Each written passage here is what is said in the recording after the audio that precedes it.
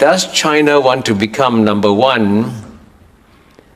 The answer is yes and no. Why do I say yes and no? Yes, because they want to have the world's largest economy. Because they know at the end of the day, what will protect China is having the largest economy in the world. But at the same time, the Chinese don't have the same ambition that the United States does to run the world. The United States, as you know, is present in all corners of the world, intervening in this issue, intervening in that issue, taking care of this problem, taking care of that problem. The Chinese view is that we are 1.4 billion people, we have enough problems at home, we will take care of our problems, the world will take care of itself. So in that sense, I don't think the Chinese have a desire to step into the shoes of the United States in terms of its global involvement in various issues. The weaker party, if they didn't have a strategy, they'd be in deep trouble. I think out of necessity, they have to have a strategy. And they do have one. So, for example, they ask themselves the obvious question. Why did the United States successfully defeat the Soviet Union? Why? And they must say, the one country that has studied the collapse of the Soviet Union more carefully than any country in the world is China, because China knows that the dream of the United States is to make China the second Soviet Union that collapses. So how does China prevent a collapse? First point, the Soviet Union didn't collapse because of external pressures. It collapsed because of internal weaknesses. And so China realizes, to make sure I survive, I must have a very strong, dynamic economy and a strong, dynamic society. And by the way, there was a very famous American thinker, George Kennan, who said way back in 1949, very presciently he said, at the end of the day, the outcome of the contest between the United States and Soviet Union will depend on not on our weapons and troops and all that. It will depend on which society has got greater spiritual vibrancy inside, stronger. And so United States society was far more dynamic than Soviet Union society.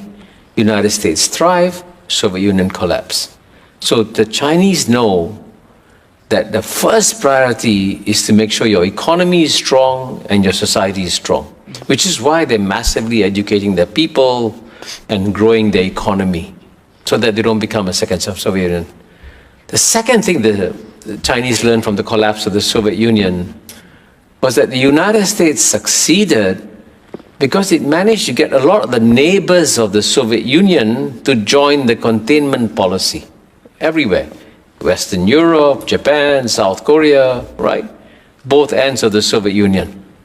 So what did the Chinese do? The Chinese launched a preemptive strike against a containment policy by making sure that its neighbors depended on the Chinese economy. I'll give you a simple example. Singapore is part of Southeast Asia, and we are part of an organization called ASEAN. And ASEAN started as a pro-American organization, okay? In fact, when ASEAN was created on August 8, 1967, both the Soviet Union and China denounced the creation of ASEAN as a pro-American organization, right? And it's true, ASEAN was pro-American, pro-Western. And what was stunning was that even though ASEAN was pro-American, pro-Western, and we had longer dialogues with United States, European Union, Australia, Japan, everybody, none of our Western friends proposed a free trade agreement to ASEAN. The first country to propose a free trade agreement to ASEAN was China in 2001. And the impact of that China-ASEAN agreement was phenomenal. Because in the year 2000, and that's when China proposed the free trade agreement, ASEAN's trade with the United States was 135 billion, and our trade with China was only 40 billion. So US trade was, more than 3.5 times what China's trade with ASEAN was. But as a result of the free trade agreement, by 2022, even though ASEAN's trade with United States has gone from 135 to 450, 500 billion, an increase of over 3 times, China's trade with ASEAN went from 40 billion to $975 billion, almost $1 trillion.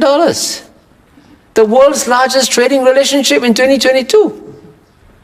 So that was then. There's no way ASEAN can join a containment policy against its largest trading partner, right? It's crazy.